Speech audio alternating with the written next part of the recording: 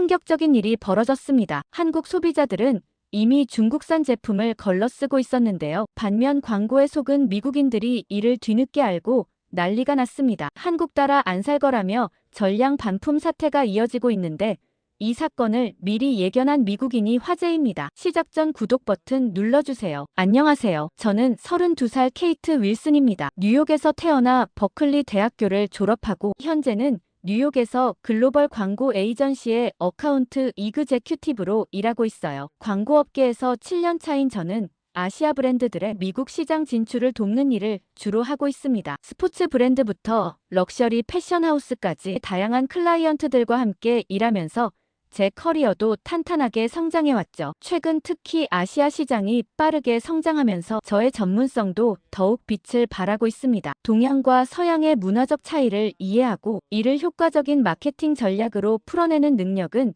제가 가진 강점이 되었죠. 그러던 어느 금요일 팀장님으로부터 새로운 프로젝트 제안을 받았어요. 중국의 거대 이커머스 플랫폼 테무의 미국 시장 진출 프로젝트였습니다. 회의실에서 받은 브리핑 자료를 넘기며 저는 이 프로젝트의 규모에 놀라움을 금치 못했어요. 사실 중국 기업들은 늘 어마어마한 자본력으로 밀어붙이는 경우가 많아요. 이번에도 그랬죠. 엄청난 금액을 제시하며 광고 회사들의 경쟁을 부추겼습니다. 그래서 우리 회사는 이 프로젝트를 위해 특별 태스크포스를 구성했어요. 경영진은 매일같이 긴급 회의를 열었고 마케팅 예산만 해도 지금까지 우리가 진행했던 어떤 프로젝트보다 컸습니다. 회사 대표님은 직접 나서서 이 프로젝트가 우리 회사의 미래를 결정할 것이라고 강조했어요. 실제로 테무의 광고 대행을 따내기 위해 글로벌 톱티어 광고 회사들이 치열한 경쟁을 벌이고 있었죠. 회사는 이미 테무 프로젝트를 위한 사전 준비를 마쳤다고 했습니다. 디지털 마케팅팀은 밤을 새워가며 소셜미디어 전략을 수립했고 크리에이티브 팀은 미국 시장에 맞는 브랜드 이미지 작업을 진행하고 있었어요. 법무팀도 미국 현지 법률 검토를 시작했고 재무팀은 프로젝트 예산 시뮬레이션을 끝냈다고 팀장님이 설명했습니다. 팀장님은 이 프로젝트만 성공하면 우리 회사가 아시아 브랜드 전문 에이전시로서 확실한 입지를 다질 수 있을 것이라고 말했어요. 실제로 테무의 광고가 성공적으로 이루어진다면 앞으로 더 많은 아시아 기업들이 우리 회사의 문을 두드릴 것이 분명했습니다. 회사의 미래가 걸린 중요한 프로젝트였죠. 하지만 저는 왠지 모를 불안감을 떨칠 수 없었어요. 화려한 실적과 거대한 자본력 뒤에 숨겨진 무언가를 확인해야 할 것 같았습니다. 테무의 고속 성장 이면에는 분명 우리가 보지 못한 무언가가 있을 거란 직감이 들었죠. 며칠 동안 테무의 비즈니스 모델과 제품들을 꼼꼼히 분석했습니다. 가격 경쟁력은 확실했지만 품질에 대한 우려가 계속 들었어요. 소비자 리뷰들을 살펴보니 제품 품질에 대한 불만이 적지 않았고 이는 세계 시장에서 큰 약점이 될 수 있었습니다. 특히 한국의 까다로운 소비자들이 과연 이 품질을 받아들일 수 있을지 의문이었죠. 깊은 고민 끝에 저는 직접 제품을 검토해야겠다고 결심했어요. 팀장님께 중국 공장 방문을 제안했고 다행히 빠른 승인을 받았습니다. 처음에는 시간 낭비라며 반대하던 팀장님도 제 의견에 설득되어 결국 출장을 승인해 주셨죠. 테무의 실체를 확인하고 이를 바탕으로 성공적인 마케팅 전략을 수립하는 것, 그것이 제가 해야 할 첫 번째 미션이었어요. 세계 소비자들의 신뢰를 얻을 수 있는 전략이 필요했죠. 출장 전 테무 프로젝트 자료를 정리하다 보니 5년 전 신입이었던 시절이 떠올랐어요. 그때의 기억은 아직도 제 마음 한켠에 불편한 기억으로 남아있습니다. 당시 저는 중국의 유명 화장품 브랜드 광고를 맡았던 제니퍼 선배의 보조로 일하고 있었죠. 그날도 여느 때처럼 회의실에서 클라이언트 미팅 준비를 하고 있었어요. 중국 광고주 리처드 왕은 오후 2시 정각에 도착하기로 했는데 무려 3시간이나 늦게 나타났습니다. 늦은 것에 대한 사과는커녕 자리에 앉자마자 커피를 요구했고 우리 인턴에게 고압적인 태도로 대했죠. 미팅이 시작되고 얼마 지나지 않아 리처드 왕의 본색이 드러났습니다. 자사 제품의 품질 문제를 알면서도 과대 광고로 이를 감추려 했어요. 심지어 미국 식품의약국의 성분 규제를 피해갈 방법을 요구했죠. 제니퍼 선배가 법적 문제의 위험성을 설명했지만 리처드 왕은 아랑곳하지 않았습니다. 게다가 리처드 왕은 회의 도중 갑자기 자리에서 일어나 밖에서 통화를 하겠다며 나갔어요. 그리고는 1시간이 넘도록 돌아오지 않았습니다. 우리는 그저 앉아서 기다려야만 했죠. 결국 그가 돌아왔을 때는 이미 저녁 시간이었어요. 상대를 전혀 배려하지 않는 인물이었는데 클라이언트였으니 어쩔 수가 없었죠. 만약 지금 같았으면 바로 계약 해지를 요구했을 텐데 그때 우리 회사는 너무 작아서 차마 그럴 수 없었습니다. 그런데 돌아온 그의 요구사항은 더 충격적이었어요. 미국의 유명 뷰티 인플루언서들의 긍정적인 리뷰를 돈으로 사라고 하며 심지어 경쟁사 제품을 비방하는 내용도 슬쩍 넣으라며 웃으면서 말했죠. 제니퍼 선배가 그건 불법이라고 하자 리처드 왕은 돈만 주면 다 해결될 거라며 무시했습니다. 워낙 말이 통하지 않는 사람이라 미팅은 밤늦게까지 이어졌어요. 리처드 왕은 계속해서 터무니없는 요구를 했고 우리의 전문성은 전혀 인정하지 않았습니다. 심지어 우리 회사의 포트폴리오를 보면서 비웃듯이 비난했죠. 그의 눈에는 우리가 그저 돈으로 살 수 있는 도구에 불과해 보였나 봐요. 얼마나 황당한 일이 있었냐면 리처드 왕은 자신의 요구사항을 모두 수용하면 추가 보너스를 주겠다고 했어요. 그러면서 건넨 봉투 안에는 현금이 가득했죠. 계약금 외에 받지 않는 게 원칙이었지만 그에게는 규칙 같은 것들이 하나도 중요하지 않아 보였습니다. 다행히 저는 그 이후 그 업무에서 배제되어 리처드 왕의 끔찍한 얼굴을 더 보지 않아도 됐었죠. 아무튼 그날 이후로 저는 중국 클라이언트들은 최대한 피해왔어요. 지금 테무의 프로젝트 자료를 보면서도 뭔가 찜찜한 게 그 기억 때문이었죠. 그렇게 저는 중국 출장길에 올랐고 중국 광둥성에 도착했어요. 외관은 깔끔하고 체계적인 모습이었어요. 커다란 철제 출입문이 단단하게 닫혀 있었고 그 위로 테무의 로고가 선명하게 박혀 있었습니다. 출입구 옆에는 제품을 실어 나르는 트럭들이 줄지어 있었고 창고로 보이는 건물도 정돈된 모습이었어요. 멀리서 보면 흠잡을 데 없는 현대적인 공장이었죠. 공장 관계자가 저를 반갑게 맞이하며 안내했습니다. 그는 자신감 넘치는 표정으로 공장의 규모와 생산량을 설명했습니다. 하루에도 수십만 개의 제품이 생산된다고 했어요. 세계 시장 진출을 위해 이미 많은 준비를 해왔고 이제 본격적으로 물량을 확대할 계획이라고 했죠. 그의 말만 들으면 이곳이 체계적으로 운영되는 최신식 공장처럼 들렸어요. 하지만 저는 쉽게 믿지 않았습니다. 공장 내부를 직접 보고 판단할 생각이었어요. 제품이 어떤 환경에서 만들어지는지를 확인하는 것이 이번 방문의 목적이었으니까요. 출입문이 열리자 저는 안으로 걸어 들어갔습니다. 처음 몇 걸음 동안은 큰 문제가 없어 보였어요. 바닥은 깨끗했고 창고에는 포장된 제품들이 가지런히 쌓여 있었습니다. 하지만 몇 걸음 더 걸어 들어가자 공장의 실체가 하나둘 드러나기 시작했어요. 먼저 코를 찌르는 화학약품 냄새가 느껴졌습니다. 처음에는 단순한 공장 특유의 냄새겠거니 생각했지만 점점 강해지는 냄새에 목이 따끔거릴 정도였어요. 공장 내부의 공기는 무겁고 답답했어요. 환기 시스템이 제대로 작동하지 않는 듯했죠. 조금 더 안쪽으로 들어가니 바닥 곳곳에 물기가 번져 있었습니다. 얼룩덜룩한 자국들이 군데군데 남아있었고 오래된 기름때도 눈에 띄었어요. 벽면은 낡고 얼룩진 부분이 많았고 일부 곳곳에는 페인트 칠이 벗겨진 흔적이 보였어요. 컨베이어 벨트가 있는 생산 라인에 도착하자 기계들이 일정한 속도로 제품을 찍어내고 있었습니다. 그 자체로는 특별히 이상할 게 없어 보였어요. 하지만 가까이 다가가자 이상한 점이 하나둘 눈에 들어오기 시작했습니다. 가장 먼저 보인 것은 불량품이었습니다. 깨진 플라스틱 조각이 바닥에 떨어져 있었고 일부 제품은 완성되지 않은 상태로 컨베이어 벨트를 따라 움직이고 있었어요. 하지만 이를 검수하는 직원은 보이지 않았습니다. 포장 라인에서는 더욱 충격적인 장면이 펼쳐졌어요. 직원들은 제품을 하나하나 확인하는 것이 아니라 컨베이어 벨트에서 흘러오는 대로 박스에 담고 있었습니다. 불량품이 섞여 있어도 신경 쓰지 않았어요. 어떤 직원은 살짝 찌그러진 제품을 보고도 그냥 포장했고 깨진 부분이 있는 제품도 테이프로 감싼 후 상자에 넣었습니다. 공장 한쪽에는 이미 포장된 박스들이 쌓여 있었는데 가까이서 보니 박스 중 일부는 찌그러져 있었습니다. 심지어 일부 상자는 테이프가 제대로 붙어 있지 않아 벌어져 있었어요. 그 안을 들여다보니 겉보기에는 멀쩡해 보이지만 자세히 보면 흠집이 난 제품들이 가득했습니다. 이 모든 것을 보고 있자니 등골이 서늘해졌어요. 이 제품들이 그대로 시장에 유통될 거라고 생각하니 믿을 수가 없었습니다. 저는 이런 불량품까지 다 보내면 어떡하냐고 묻자 공장 책임자는 어차피 싼 게 최고라며 다 팔릴 거니 걱정 말라고 태연하게 웃으며 말했습니다. 그 말을 듣고 순간적으로 머릿속이 복잡해졌어요. 물론 소비자들은 가격이 저렴한 제품을 선호하긴 하지만 품질과 안전성도 정말 중요하잖아요. 그런데도 그는 마치 소비자들이 무조건 저렴한 것만을 선택할 거라고 단정 짓고 있었습니다. 그러면서 제품은 하나도 중요하지 않다며 그쪽은 광고만 잘해주면 된다고 얘기했습니다. 싸고 겉보기엔 멀쩡해 보이고 배송만 빠르면 소비자들은 결국 사게 될 거라는 태도였어요. 품질보다 가격을 앞세우고 문제가 생기더라도 단기적인 판매 실적만 올리면 된다는 생각이었습니다. 그 순간 저는 깨달았어요. 이들은 소비자를 신뢰하지 않고 있었습니다. 제대로 된 검수 없이 제품을 출고하고 불량품도 상관없이 포장하며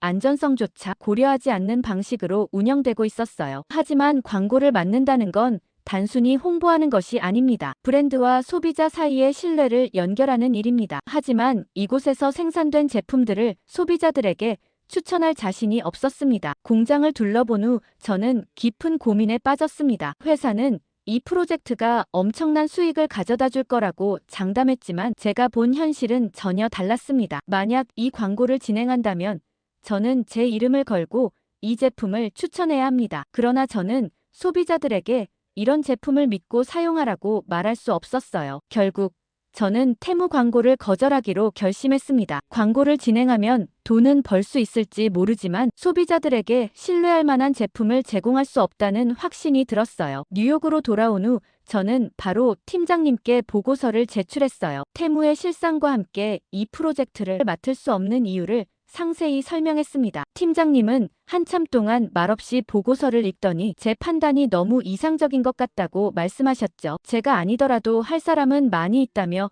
이걸 포기하는 게 너무 아깝지 않겠냐고 한 번 더 물어보셨습니다. 저도 알고 있었어요. 이 프로젝트는 어마어마한 금액이 달려 있었고 보너스는 물론 승진까지 할 수 있겠죠. 하지만 저는 양심을 속이고 싶지 않다는 생각이 들었습니다. 결국 테무 프로젝트는 제 라이벌이었던 사라가 맡게 되었어요. 사라는 처음부터 이 프로젝트의 잠재력을 확신했다며 공격적인 마케팅 전략을 제안했습니다. 소셜미디어를 활용한 바이럴 마케팅과 인플루언서 협업을 통해 테무의 브랜드 이미지를 단숨에 끌어올렸죠. 그렇게 석 달이 지난 후 테무는 미국 시장에서 대성공을 거뒀어요. 사라가 기획한 캠페인은 엄청난 반향을 일으켰고 테무의 매출은 기대치를 훨씬 뛰어넘었습니다. 월스트리트 저널은 테무의 성공 신화를 다루며 사라의 마케팅 전략을 집중 조명했죠. 어느 날 회사 로비에서 우연히 사라를 마주쳤어요. 최근 구매한 명품 가방을 자랑스럽게 들고 있는 그녀의 모습이 눈에 띄었습니다. 사라는 저를 보더니 너무 바보 같은 짓을 한 거 아니냐며 비웃었어요. 그러면서 덕분에 나야 좋았다며 무시하는 듯한 눈빛을 보냈죠. 이제 그녀는 광고업계의 라이징 스타로 불리며 각종 시상식에서 수상을 하고 있었어요. 점심시간 사라의 팀원들이 그녀의 성공을 축하하는 자리가 있었습니다. 저도 형식적으로 초대를 받았죠. 사라는 테무의 성공 비결에 대해 열정적으로 설명했어요. 그녀가 말하는 동안 동료들은 연신 감탄사를 내뱉었고 저도 겉으로는 미소를 지으며 축하를 건넸습니다. 하지만 축하 파티가 끝나고 혼자 남은 사무실에서 제 마음은 복잡했어요. 창밖으로 보이는 도시의 풍경이 왠지 쓸쓸하게 느껴졌죠. 제가 너무 고지식했던 걸까 하는 의문이 들기 시작했습니다. 다음 날 아침 사라는 전체 회의에서 테무의 마케팅 성공 사례를 발표했어요. 그녀는 제가 우려했던 품질 문제는 언급하지 않은 채 오직 판매 실적과 마케팅 효과에 대해서만 이야기했습니다. 회의가 끝난 후 사라는 제게 다가와 능력은 좋은데 너무 융통성이 없다며 조언하는 듯한 말을 건넸죠. 결국 저는 사라의 말이 맞는지 확인해 보기로 했어요. 소비자의 입장에서 테무의 제품을 직접 경험해보고 싶었죠. 테무의 인기 상품인 전기 매트를 주문했습니다. 광고에서는 최첨단 기술과 뛰어난 품질을 강조하고 있었어요. 주문 과정에서 느낀 테무의 시스템은 확실히 인상적이었습니다. 상품이 상당히 저렴했고 배송도 빨랐죠. 하지만 제품을 기다리는 동안 제 마음 한켠에서는 불안감이 자리 잡고 있었어요. 중국 공장에서 본 광경들이 자꾸 떠올랐습니다. 그 와중에 사라는 또 다른 성공을 거뒀어요. 이번에도 중국의 대형 이커머스 기업의 미국 진출 프로젝트를 따냈다고 합니다. 회사는 곧바로 기자 간담회를 열어 이 소식을 대대적으로 알렸죠. 사라는 인터뷰에서 자신만의 독특한 마케팅 철학을 강조했고 비즈니스 매거진은 그녀를 표지 모델로 선정했어요. 저는 겉으로는 평소와 다름없이 지냈지만 속으로는 흔들리고 있었습니다. 업계에서는 이제 사라의 이름이 회자되고 있었고 저는 점점 뒤처지는 느낌이 들었죠. 책상 위에는 아직 도착하지 않은 테무 전기 매트의 주문 내역서가 놓여 있었어요. 이 제품이 제 선택이 옳았는지 그르쳤는지를 판가름해 줄 것 같았습니다. 그렇게 주문한 테무의 전기 매트가 도착했어요. 겉보기에는 꽤 그럴듯해 보였고 가격 대비 만족스러운 품질이었습니다. 한참 고민하다 결국 이 매트를 부모님께 선물로 보내드리기로 했죠. 날씨가 추워지고 있었고 특히 어머니가 평소 허리가 안 좋으셔서 전기 매트가 도움이 될 것 같았어요. 그런데 배송 후 이틀째 되는 날 새벽 3시 무렵 아버지로부터 다급한 전화가 왔습니다. 전기 매트에서 이상한 타는 냄새가 나더니 연기가 피어올랐다고 하셨어요. 다행히 아버지가 늦게까지 책을 읽고 계시다가 이 상황을 발견하셨죠. 전화를 받자마자 온몸에 식은땀이 흘렀습니다. 아버지는 침착하게 전원을 차단하고 매트를 밖으로 가져가셨다고 했어요. 매트의 한쪽 면이 심하게 그을려 있었고 일부는 이미 녹아내린 상태였죠. 만약 부모님이 주무시는 중에 이런 일이 발생했다면 끔찍한 사고로 이어질 수 있었습니다. 저는 그 즉시 부모님 댁으로 향했고 집에 도착해서 본 전기 매트의 상태는 처참했습니다. 전선이 완전히 녹아내렸고 매트 내부의 열선도 과열로 변형되어 있었죠. 부모님은 별일 아니라며 저를 안심시키셨지만 저는 마음을 추스르기가 힘들었어요. 소방서에서 나온 조사관은 제품의 안전장치가 제대로 작동하지 않았다고 말했습니다. 정상적인 전기 매트라면 과열 시 자동으로 전원이 차단되어야 하는데 이런 기본적인 안전장치조차 없었다는 거죠. 조사관의 말을 들으며 중국 공장에서 본 광경들이 떠올랐어요. 저는 이런 제품이 하나 둘이 아닐 텐데 테무에서 파는 제품들의 안전이 걱정되기 시작했습니다. 그리고 부모님께 다시 보내드릴 안전한 전기 매트를 찾아보기 시작했습니다. 여러 제품들을 검토하던 중 한 한국 브랜드의 제품이 눈에 띄었어요. 광고는 거의 없었지만 사용자 리뷰들이 놀라울 정도로 긍정적이었죠. 이 제품은 여러 안전장치를 갖추고 있었습니다. 4시간이 지나면 자동으로 전원이 차단되고 온도는 1도 단위로 세밀하게 조절할 수 있었어요. 과열 방지 센서가 여러 곳에 부착되어 있었고 전자파 차단 기능도 갖추고 있었죠. 가장 인상적인 것은 제품의 품질 관리 시스템이었어요. 모든 제품은 출고 전 72시간 동안 테스트를 거친다고 했습니다. 심지어 소비자가 제품을 받은 후에도 정기적으로 안전점검 서비스를 제공한다고 했죠. 하지만 이렇게 좋은 제품이 미국 시장에서 제대로 알려지지 않은 것이 너무 안타까웠어요. 테무는 공격적인 마케팅으로 시장을 장악했지만 정작 좋은 제품은 소비자들의 눈에 띄지 않고 있었죠. 마음속에 도전 정신이 피어올랐고 제가 맡아서 키워보고 싶다는 생각이 들었습니다. 며칠을 고민한 끝에 저는 한국 브랜드에 직접 연락을 하기로 결심했어요. 그들의 제품은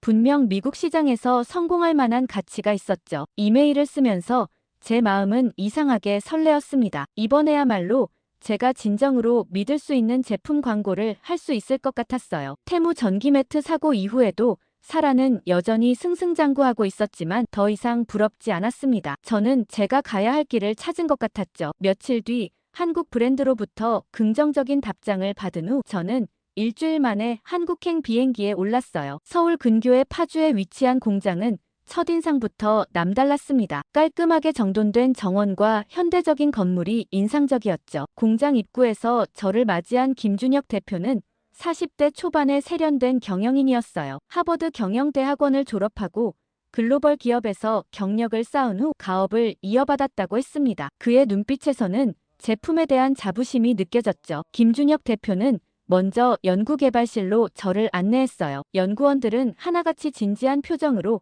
신제품 개발에 몰두하고 있었습니다. 특히 안전성 테스트 구역에서는 제품의 모든 부품을 극한의 상황에서 시험하고 있었죠. 품질 관리실에 들어서자 마치 병원 수술실 같은 깨끗한 환경이 눈에 띄었어요. 직원들은 모두 방진복을 착용하고 있었고 먼지 하나 없는 작업대에서 꼼꼼하게 제품을 검수하고 있었습니다. 모든 제품은 24시간 동안 실제 가동 테스트를 거친다고 김 대표가 설명했죠. 생산 라인은 더욱 인상적이었어요. 로봇 자동화 시스템과 숙련된 기술자들의 수작업이 완벽한 조화를 이루고 있었습니다. 각 공정마다 품질 검사 포인트가 있었고 조금이라도 의심스러운 제품은 즉시 별도 검수를 받았죠. 그런데 제가 놀랐던 건 직원 교육까지 철저히 되어 있다는 점이었어요. 매주 안전 교육이 진행되고 새로운 기술 트렌드를 공유하는 세미나가 열린다고 했습니다. 직원들의 복지시설도 최신식이었고 구내식당은 호텔 레스토랑 수준이었죠. 가장 인상 깊었던 것은 김 대표의 경영 철학이었어요. 그는 품질은 절대 타협할 수 없는 가치라고 강조했습니다. 소비자의 안전과 신뢰가 기업의 존재 이유라고 했죠. 특히 전기 제품은 한순간의 실수가 치명적인 사고로 이어질 수 있기에 더욱 완벽해야 한다고 말했어요. 공장을 와보니 더욱 확신이 들었습니다. 이런 제품은 돈을 받지 않아도 홍보를 해주고 싶다는 마음이 들었죠. 공장 견학을 마치고 회의실에서 김 대표와 이야기를 나눴습니다. 그는 미국 시장 진출에 대한 구체적인 계획을 가지고 있었어요. 하지만 무리한 확장보다는 천천히 신뢰를 쌓아가고 싶다고 했죠. 이런 진정성 있는 태도가 저의 마음을 움직였습니다. 저녁 식사 자리에서 김 대표는 자신의 어린 시절 이야기를 들려줬어요. 그의 아버지가 회사를 설립할 때부터 지켜온 장인 정신과 그것을 이어받은 자부심이 느껴졌습니다. 그는 단순히 돈을 버는 것이 아니라 의미 있는 가치를 만들어내고 싶다고 했죠. 서울로 돌아오는 차 안에서 저는 확신이 들었어요. 이런 기업이야말로 진정한 성공을 이룰 자격이 있었죠. 테무와는 전혀 다른 차원의 진정성과 전문성을 보았습니다. 이제 제가 할 일은 이 훌륭한 제품을 미국 소비자들에게 알리는 것이었어요. 호텔로 돌아와 노트북을 펼치자마자 마케팅 기획안 작성을 시작했습니다. 이번에는 제 광고인으로서의 신념과 고객사의 가치가 완벽하게 일치했죠. 창밖으로 보이는 서울의 야경을 보며 이번 프로젝트가 제 커리어의 새로운 전환점이 될 것이라는 확신이 들었어요. 뉴욕으로 돌아와 본격적인 마케팅 캠페인을 시작했어요. 처음에는 걱정이 많았습니다. 테무처럼 큰 광고비를 쓸 수 없었기에 효과적인 타겟팅이 무엇보다 중요했죠. 소규모 브랜드를 맡은 것에 대해 동료들의 시선도 신경 쓰였어요. 팀장님은 제가 굳이 이름도 모르는 한국의 작은 기업 제품을 광고하겠다고 했을 때 의아해하셨어요. 테무도 거절하더니 웬 한국 기업이냐며 동료들이 수군거리는 소리도 들렸죠. 첫 달은 정말 힘들었습니다. 영향력 있는 미디어들은 작은 한국 브랜드에 관심을 보이지 않았고 대형 유통망 입점도 쉽지 않았어요. 밤늦게까지 사무실에 남아 전략을 수정하고 또 수정했죠. 김준혁 대표님도 매일 화상회의로 진행 상황을 체크하며 저를 믿고 기다려주셨습니다. 그러던 어느 날 아침 갑자기 걸려온 전화 한 통이 모든 것을 바꿔놓았어요. 미국 최대 백화점 체인에서 연락이 온 거였죠. 그들의 바이어가 우연히 우리 제품을 써보고 품질에 깊은 인상을 받았다고 했습니다. 첫 발주 물량은 무려 10만 대였어요. 이 소식을 들은 김준혁 대표님은 바로 뉴욕으로 날아오셨습니다. 백화점 측과의 미팅에서 그의 진정성과 제품에 대한 자부심은 또 한 번 빛을 발했어요. 바이어들은 한국 공장을 직접 방문하고 싶다고 했고 이는 더 큰 기회로 이어졌죠. 입소문은 놀라운 속도로 퍼져나갔습니다. 소비자들은 제품의 뛰어난 품질과 안전성에 열광했어요. 특히 전기 매트의 자동 전원 차단 기능과 세밀한 온도 조절 시스템은 큰 호평을 받았죠. 한 달 만에 초기 물량이 완판되었어요. 백화점 측은 즉시 추가 발주를 요청했고 다른 유통업체들도 계약을 제안하기 시작했습니다. 김준혁 대표님은 생산 라인을 2배로 늘리고 미국 현지 서비스 센터 설립도 준비하기 시작했죠. 그 사이 광고업계에서도 새로운 바람이 불기 시작했어요. 다른 브랜드들도 저희 회사에 러브콜을 보내왔습니다. 이번 한국 기업을 광고 기획한 사람이 누구냐며 연결을 시켜달라는 요청이 폭주했고 그 중에는 특히 품질에 자신 있는 중소기업들이 많았습니다. 그렇게 평화로운 일상이 이어지던 어느 날 아침이었어요. 출근 준비를 하면서 습관처럼 유튜브를 틀었는데 제 눈을 의심할 만한 영상이 올라와 있었습니다. 1000만 구독자를 보유한 유명 테크 유튜버가 테무의 제품 품질 문제를 폭로한 거였죠. 영상에서 유튜버는 테무의 제품을 전문 연구소에 의뢰해 분석한 결과를 공개했어요. 전기 매트에서는 기준치의 10배가 넘는 전자파가 검출됐고 아기 장난감에서는 유해 물질이 발견됐다고 했습니다. 특히 충격적이었던 것은 화재 사고 영상이었죠. 이 영상은 하루 만에 조회수 1,000만을 돌파했어요. 댓글란에는 피해 사례가 본물 터지듯 쏟아졌습니다. 한 소비자는 테무의 전기밥솥이 갑자기 폭발했다는 증언을 남겼고, 다른 소비자는 아이가 테무의 장난감을 가지고 놀다가 알레르기 반응을 보였다고 했죠. 뉴욕타임스는 테무의 품질 문제를 일면에 크게 다뤘어요. 기자들은 중국 현지 취재를 통해 테무가 여러 개의 불법 하청 공장을 운영하고 있다는 사실을 밝혀냈습니다. 그곳에서는 품질 검사도 없이 제품이 대량 생산되고 있었죠. CNN은 특별보도 프로그램을 통해 테무의 전 직원 인터뷰를 방영했어요. 그는 회사가 의도적으로 불량품을 정품과 섞어서 출하했다고 증언했습니다. 심지어 반품된 제품을 수리도 하지 않은 채 다시 포장해서 판매했다는 충격적인 이야기도 했죠. 소비자들의 분노는 걷잡을 수 없이 커졌어요. SNS에서는 테무 불매운동이 조직적으로 전개됐고, 각종 소비자 단체들도 집단 소송을 준비하기 시작했습니다. 특히 한국의 소비자들은 가장 적극적으로 반품과 환불을 요구했죠. 월스트리트 저널은 테무의 주가가 단시간 내에 엄청나게 폭락했다고 보도했어요. 투자자들은 앞다투어 테무의 주식을 던졌고, 협력사들도 계약 해지를 선언하기 시작했습니다. 미국의 대형 유통업체들은 테무 제품을 전량 회수한다고 발표했죠. 사라는 갑작스러운 사태에 충격을 받은 듯 했어요. 그녀가 만든 화려한 광고 캠페인은 하루아침에 거짓말이 되어버렸습니다. 회사는 테무 관련 업무를 전면 중단했고, 사라의 팀은 해체됐죠. FDA는 테무의 전 제품에 대한 전수조사를 시작했어요. 특히 아기용품과 전자제품을 중심으로 안전성 검사가 이루어졌습니다. 조사 결과 대부분의 제품에서 심각한 안전기준 위반이 발견됐죠. 저는 매일 아침 쏟아지는 뉴스를 보며 제가 옳은 선택을 했다는 확신이 들었어요. 광고인은 단순히 제품을 파는 사람이 아니라 소비자의 신뢰를 지키는 사람이어야 했죠. 그리고 그 신뢰는 결코 화려한 광고만으로는 얻을 수 없다는 것을 이번 사태가 증명해 주었습니다. 테무 사태가 한창이던 어느 날 사라를 우연히 마주쳤어요. 한때 빛나던 그녀의 모습은 찾아볼 수 없었습니다. 그녀는 피곤한 표정으로 테무의 광고비 미지급 문제를 언급했죠. 알고 보니 광고 계약에 함정이 있었어요. 테무는 광고 효과를 본 후 2개월 뒤에 광고비를 지급하기로 했다고 합니다. 하지만 갑작스러운 불매운동과 반품 사태로 테무의 자금이 바닥났고, 결국 광고비를 한 푼도 받지 못하게 된 거죠. 사라의 팀원들도 큰 타격을 입었어요. 성과급은 물론이고 진행했던 프로젝트 비용도 제대로 정산받지 못했다고 했습니다. 더 큰 문제는 업계에서 그들의 평판이 나빠졌다는 거죠. 테무의 허위 광고를 기획했다는 오명을 쓰게 된 거예요. 회사에서 만난 사라는 울먹이며 자기를 팀원으로 받아줄 수 있겠냐고 얘기했습니다. 화려했던 그녀의 성공은 한순간에 무너져버렸고, 이제는 새로운 일자리를 구하는 것조차 힘들어졌다고 했어요. 다른 회사들은 테무 사태의 책임자와 함께 일하고 싶지 않아 했죠. 저는 그런 사라에게 해줄 말이 없었습니다. 저 역시 중국의 돈에 눈이 멀어 광고 윤리를 지키지 않은 사라와는 일하고 싶지 않았거든요. 반면 저는 점점 더 많은 주목을 받기 시작했어요. 품질과 신뢰를 중시하는 제 광고 철학이 재평가받기 시작한 겁니다. 특히 한국 브랜드의 성공 사례는 업계의 새로운 표준이 되어가고 있었죠. 여러 매체에서 인터뷰 요청이 왔고, 저는 광고인의 사회적 책임에 대해 이야기했습니다. 광고는 단순한 마케팅 수단이 아니라 소비자와 브랜드의 신뢰를 연결하는 다리라고 강조했죠. 그리고 한국 브랜드의 성공 스토리를 함께 다루었습니다. 저는 이 인터뷰가 단순한 성공 사례를 넘어 진정한 품질의 가치를 전하는 기회가 되길 바랐어요. 그러면서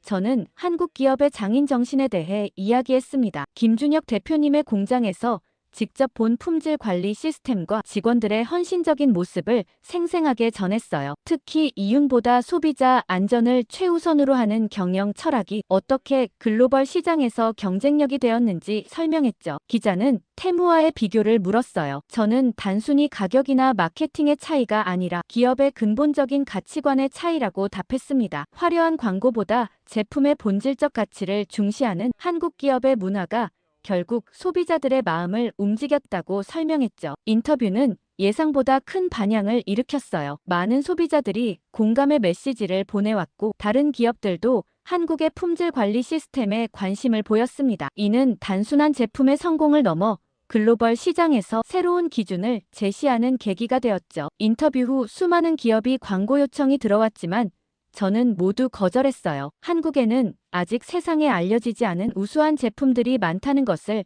알게 되었기 때문입니다. 김준혁 대표님과 함께 이러한 숨은 보석 같은 제품들을 발굴하여 세계 시장에 소개하기로 했죠. 특히 주목하고 있는 분야는 생활 가전과 뷰티 제품이에요. 한국의 기술력과 섬세함이 돋보이는 이 분야들은 미국 시장에서도 충분한 경쟁력이 있을 거라 확신합니다. 이미 몇몇 제품은 품질 테스트를 마쳤고 결과는 매우 인상적이었죠. 우리의 목표는 단순히 제품을 파는 것이 아닙니다. 한국 제품의 우수성을 알리고 글로벌 시장에서 새로운 기준을 만들어가는 거예요. 이를 위해 품질 인증 시스템도 더욱 강화할 계획이죠. 모든 제품은 반드시 제가 직접 사용해보고 검증할 것입니다. 이제 제 책상 위에는 새로운 한국 제품들의 카탈로그가 가득해요. 그 속에서 다음 성공 스토리를 찾아가는 일은 매우 설렙니다. 광고인으로서 이보다 더 보람찬 일은 없을 것 같네요. 앞으로도 더 좋은 한국 제품을 많이 발굴해 시장에 알리려고 합니다. 좋은 제품 많이 알려주세요. 한국에 역전당하는 게 말이나 되나요? 한국은 우리 식민지였다고요. 이미 30년 전에 역전당해버렸는데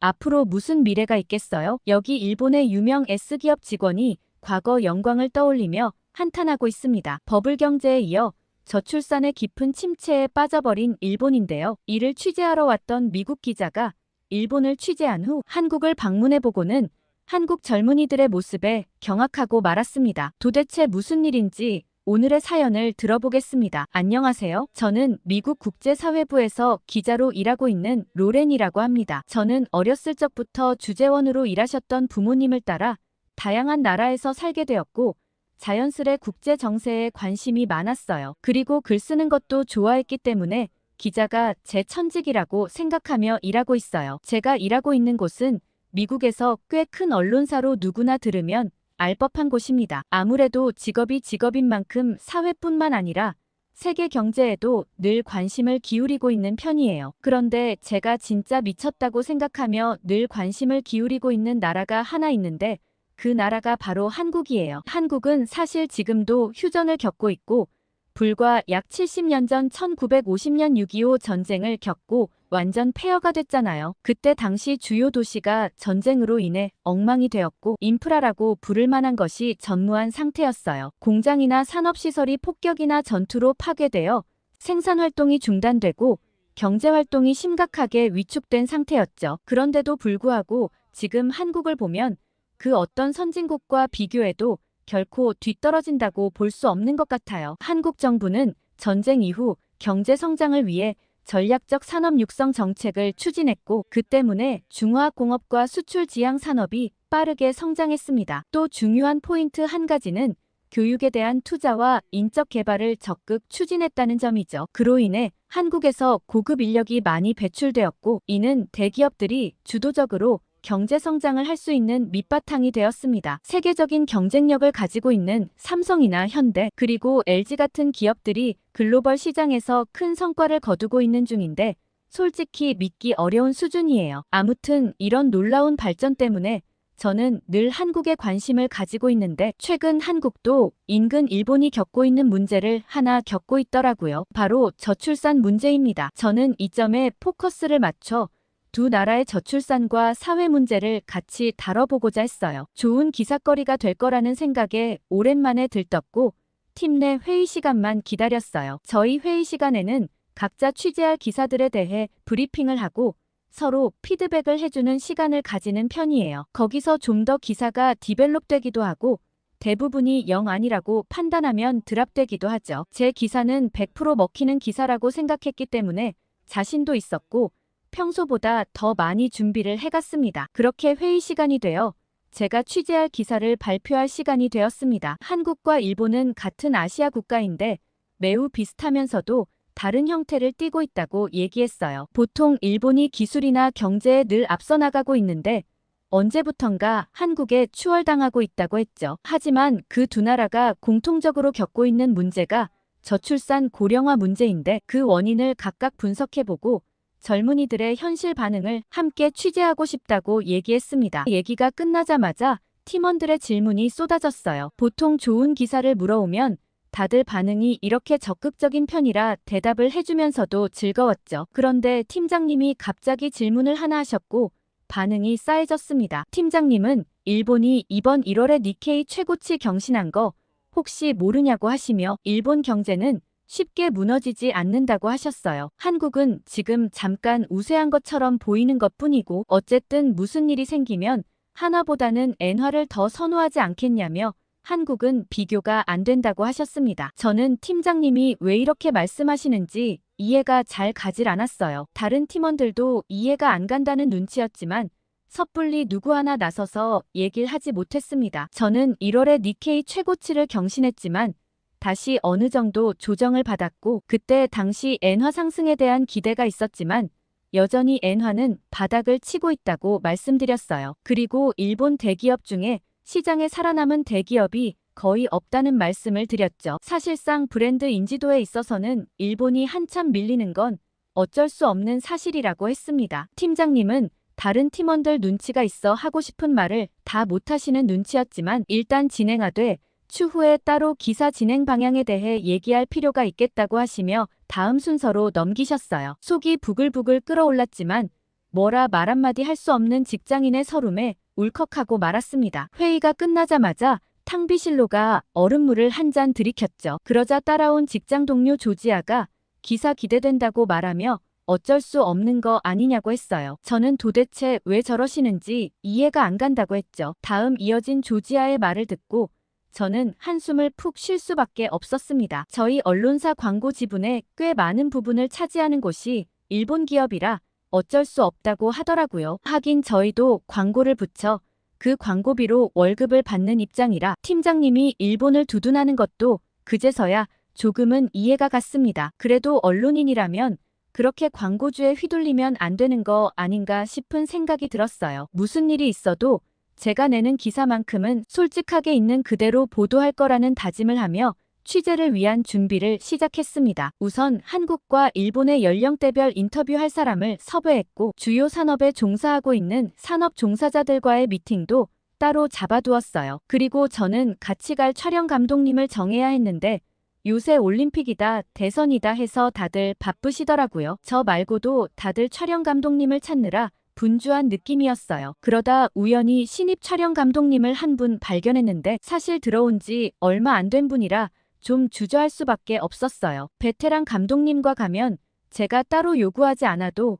알아서 촬영을 잘 해주시는데 보통 신입과 함께 가면 제가 취재 말고도 신경 써야 할 게 너무 많아 좀 꺼리게 되거든요. 아마 다들 그런 불안함에 신입 감독님 스케줄이 여유로운 것 같았는데 제겐 선택지가 없었습니다. 비행 날짜가 다가왔기 때문에 어쩔 수 없이 신입 감독님께 같이 가자고 제안할 수밖에 없었죠. 그렇게 감독님과 사전 미팅을 위해 만나던 날 저는 감독님의 얼굴을 보고 깜짝 놀라고 말았습니다. 아시아 계열의 사람이었던 거죠. 새로 들어오신 분이었는데다가 스케줄표에 제이라는 이름만 나와 있었기 때문에 생각도 못했는데 어느 나라 사람일까 궁금했어요. 속으로는 너무 묻고 싶은 게 많았지만 차마 묻지 못하고 업무 얘기만 잔뜩 했습니다. 미팅을 하면서 저는 생각보다 일머리가 빨리 돌아가는 것 같은 느낌에 괜찮을지도 모르겠다는 느낌이 들었어요. 제가 촬영하고자 하는 내용이나 기사에 대해 이미 다 읽어왔고 관련 자료까지 찾아봤더라고요. 꽤 성실하게 준비해온 덕분에 미팅이 금방 끝났습니다. 그러고 여행을 가기로 한 날 공항에서 만났고 저는 비행 시간이 길었기 때문에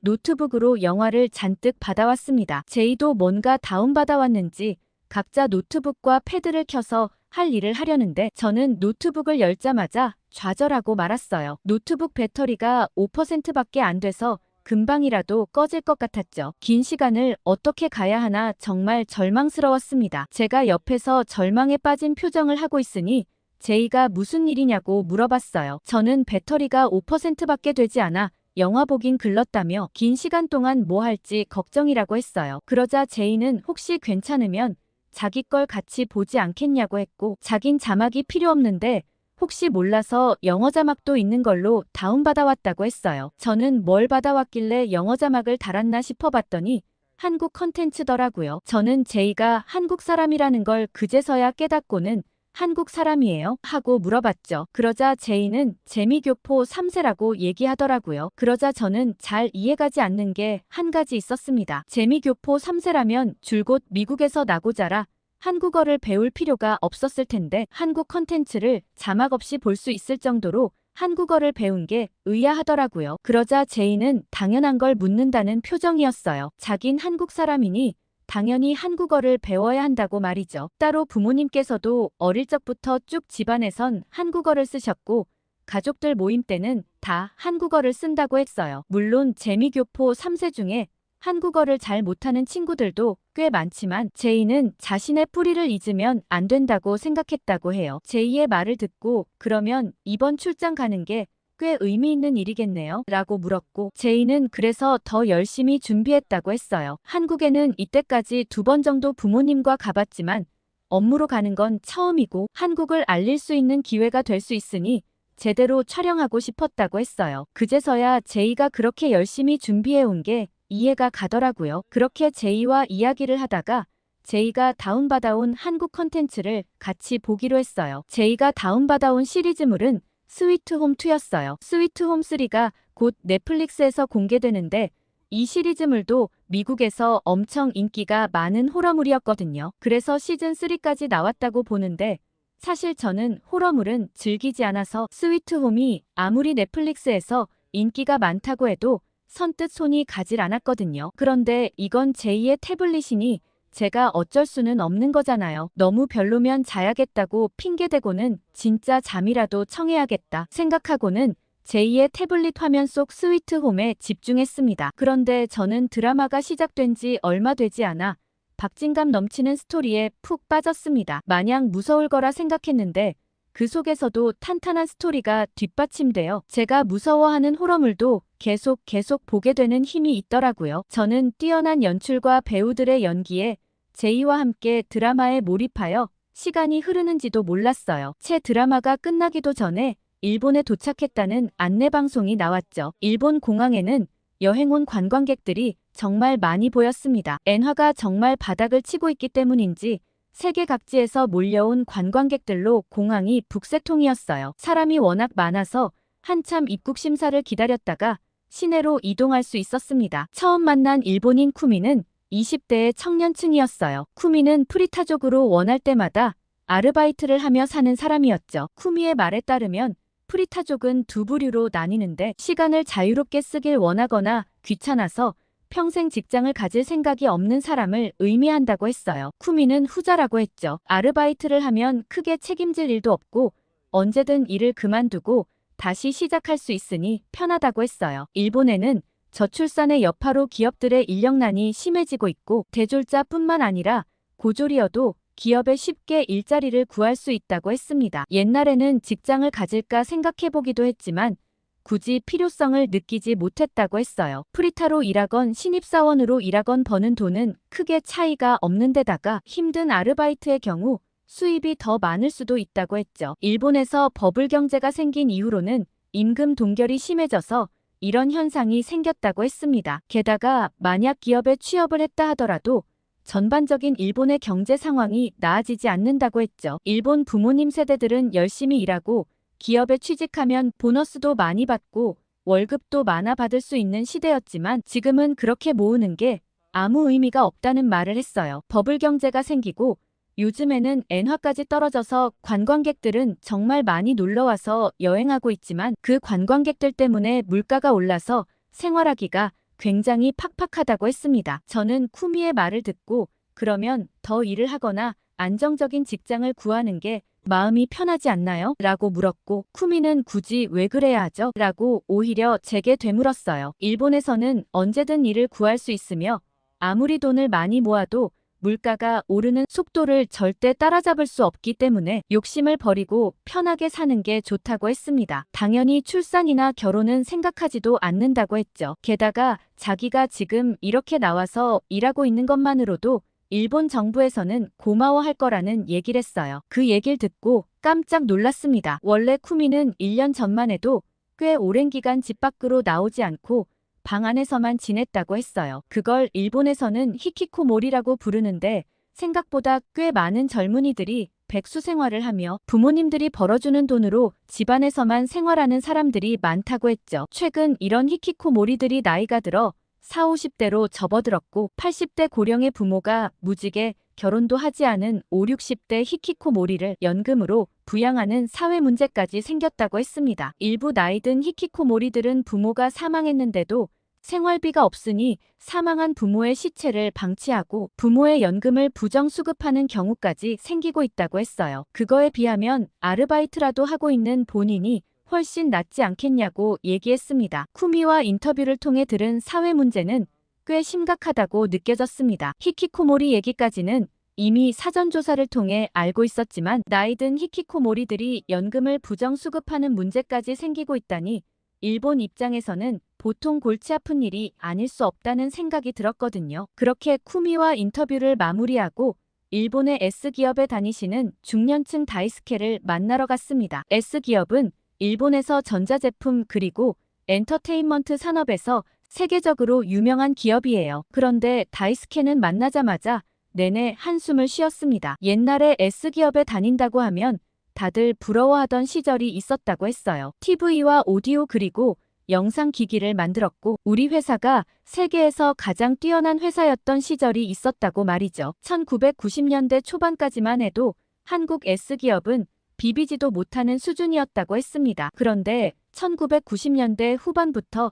시장의 판도가 바뀌었다고 했어요. 그때 한국 기업의 전략을 보고 미쳤다고 생각했대요. 당시 시장에서는 제품력이 좋고 가격이 비싸거나 제품력이 좀 떨어지더라도 가격이 저렴한 제품들 위주였다고 했어요. 그런데 한국 기업이 등장하면서 가격이 합리적이면서도 제품력이 뛰어난 기기들이 등장하기 시작했고 한국 S기업이 TV와 모바일 기기 분야에서 급성장하며 글로벌 시장에서 입지를 다져나갔다고 했습니다. 그런데 일본 기업은 과거의 영광만 생각하고 시장이 원하는 흐름을 읽지 못했고 시대에 뒤떨어진 판단으로 주요 사업들을 전부 한국에 내어줄 수밖에 없었다고 했어요. 그리고 지금은 헤드폰이나 게임기 같은 소형 가전만 만들고 있는데 너무 자존심 상한다고 했죠. 쿠미나 다이스케와 인터뷰를 하면서 일본은 저출산 문제가 쉽게 해결되지 않겠구나 생각했습니다. 일본의 주요 산업도 점점 쇠퇴하고 있는 데다가 젊은 층은 근로 의욕을 아예 상실한 것처럼 보였거든요. 그렇게 저희는 일본에서의 일정을 마무리하고 한국으로 넘어갔습니다. 우선 한국 20대는 이제 막 입사한 신입사원 소영과 인터뷰를 진행했습니다. 소영은 지방에서 올라와 서울에서 취업을 했는데 집값이 너무 비싸 힘들다고 얘기했어요. 저는 그러면 지방에서 계속 살면 되지 않냐고 물었더니 뭘 모른다는 듯 웃었습니다. 서울에 일자리가 많고 급여도 더 많이 주기 때문에 서울에 계속 있을 수밖에 없다고 했어요. 지금은 취직하기가 어려워 이런 기회라도 소중히 여기고 열심히 일하다 보면 점점 더 높은 직급으로 올라갈 수 있지 않을까 생각한다고 했죠. 쿠미와는 전혀 다른 삶의 태도를 가지고 있다는 걸 느낄 수 있었습니다. 소영은 자리가 어느 정도 잡히면 결혼을 생각하고 있고 어느 정도 여유가 생기면 아이도 낳고 싶다고 얘기했어요. 저는 한국 사람들도 아이를 낳지 않고 싶어하는 부부들이 많아지고 있다고 했는데 좀 다른 의견이라 궁금했습니다. 그러자 소영은 실제와는 조금 차이가 있다고 했어요. 그 중에서는 분명 아이를 낳아 키우고 싶지만 좋은 환경을 못 만들어줄까 걱정하는 사람들이 많은 거라는 얘기를 했죠. 돈을 많이 벌어 아이에게 좋은 환경을 만들어줄 때까지 잠정적으로 미루는 커플들도 많다고 하면서요. 집값이나 물가가 어느 정도 잡히고 국가에서 보육과 출산하는 부부에 대한 인센티브를 획기적으로 제공한다면 낳으려고 하는 부부들도 꽤 있을 거라고 얘기했습니다. 한국 사람들은 가족을 중요시하기 때문에 아이들을 낳고 싶어하는 사람도 많다고 했죠. 특히 젊은 남성들 중에서는 아이를 반드시 낳아야 한다고 생각하는 사람도 많다는 얘기를 했습니다. 소영이와 얘기하면서 한국은 저출산 문제가 심각하긴 하지만 어느 정도 희망이 보이는 느낌이 들었습니다. 정부에서 좀 더 젊은 층의 니즈를 맞춰준다면 한국은 충분히 저출산 문제를 해결할 수 있지 않을까 싶은 생각이 들더라고요. 그리고 저희는 한국의 소프트 파워를 이끌고 있는 K게임 회사의 본사로 이동했어요. S기업을 가볼까 하다가 이미 S기업은 세계적인 대기업이라 한국의 새로운 미래 먹거리인 엔터테인먼트 산업 중 게임 산업을 골라봤거든요. 그런데 저는 지하철에서 놀라운 장면을 보게 되었습니다. 한국 지하철에서는 휴대폰을 보고 있는 사람들도 많았지만 공부를 하고 있는 장면도 꽤 많이 볼 수 있었어요. 개중에서는 이동하는 틈새 시간을 내어 강의 영상을 보거나 무언가를 외우는 사람들이 많이 있었습니다. 일본에서는 이런 장면을 보기가 굉장히 힘들었는데 한국은 열심히 사는 청년들이 정말 많이 있더라고요. 제가 이 장면을 보고 제이와 한국 젊은 사람들 진짜 대단하다고 얘기하자 제이가 자기의 먼 친척 얘기를 해주었어요. 한국에서는 노량진이라는 고시촌이 있는데 다들 그곳에서 미래를 꿈꾸며 작은 고시원에서 열심히 공부하고 있다고 하더라고요. 한국 사람들은 뭐든 열심히 최선을 다해서 하는 사람들이 많아 젊은 친구들이 취업난을 어떻게든 극복해보려 노력하고 있다고 말이죠. 그래서 한국 젊은이들은 자격증도 굉장히 많고 외국어는 기본으로 잘한다고 얘기했습니다. 저는 이런 모습을 보면서 한국이 지금은 취업난을 겪고 있지만 우수한 인재들이 많아서 걱정할 필요는 없겠다는 생각이 들었어요. 일본은 자리가 있는데도 불구하고 그 자리에 지원하는 사람이 없어 인력 채용에 급급한 반면 한국은 취업난을 겪고 있기 때문에 우수한 인재들이 차고 넘치는 중이었으니 말이죠. 그렇게 열심히 살고 있는 한국 젊은이들의 감탄하며 미팅 장소로 향했습니다. 한눈에 봐도 자유로운 복장의 게임 회사 직원 진우 씨를 만날 수 있었어요. 진우 씨는 게임 회사인 만큼 창의성과 자율성을 중요하게 여기는 분위기라 의상도 좀 자유롭게 입을 수 있다고 얘기했습니다. 그러면서 한국 게임 산업에 대한 전반적인 얘기를 들려줬어요. 한국 게임 산업에서 특히 모바일 게임 분야에서 주목받는 한국 기업들이 많이 있으며 한국은 기술력과 창의성이 뛰어나 지속적인 성장이 가능할 거라 보고 있다고 했어요. 한국에서 개발한 게임들은 국내외 많은 유저들에게 사랑을 받고 있는데 전 세계적으로도 점점 더 많은 유저들이 한국 게임을 찾는 중이라고 했죠. 그 중에서도 한국 e스포츠의 영향도 큰 것 같다고 얘기했어요. e스포츠 게임 중 리그 오브 레전드에서 유명한 프로플레이어인 페이커라는 선수가 있는데 물론 리그 오브 레전드는 미국의 게임 개발사에서 만든 게임이지만 늘 한국의 팀인 T1이 우승을 차지한다고 했어요. 그래서 전 세계 게임을 좋아하고 e스포츠를 즐기는 유저들이 페이커에 먼저 관심을 가졌다가 페이커의 나라에서 만든 한국 게임에도 흥미를 보이고 있다는 말을 덧붙였습니다. 최근 사우디아라비아에서 게임 산업 유치를 위해 막대한 돈을 쏟고 있는데 얼마 전 사우디아라비아의 e스포츠 월드컵에서도 한국의 팀이 초대 챔피언에 등극했다고 했죠. 결승전에서 중국 톱 e스포츠 TES팀을 세트스코어 3대1로 꺾어버렸다는 얘기도 덧붙였어요. 저는 한국의 e스포츠나 게임 산업의 가능성이 무궁무진하다는 생각이 들었습니다. 한국에서는 드라마나 K-팝 같은 컨텐츠 외에도 게임 산업에서도 두각을 드러내고 있으니 미래 먹거리는 거의 한국이 좌지우지하고 있다는 생각이 들었습니다. 그렇게 일본과 한국을 겪어보니 멀리서 봤을 땐 크게 실감하지 못했지만 두 나라는 완전 다른 길을 걸어가고 있다는 생각이 들었습니다. 한국은 오르막길 앞에서 잠시 숨고르기를 하고 있는 느낌이었고 일본은 이제 완전 내리막에 진입했다는 생각이 들었거든요. 제이와 비행기를 타고 돌아가는 길에 소감을 한번 물어봤어요. 그러자 제이는 역시 한국은 다르다며 늘 한국 사람인 것에 자부심을 느낀다고 얘기했어요. 미국에 살고 있지만 본인은 늘 한국 사람이라고 생각하고 살고 있는데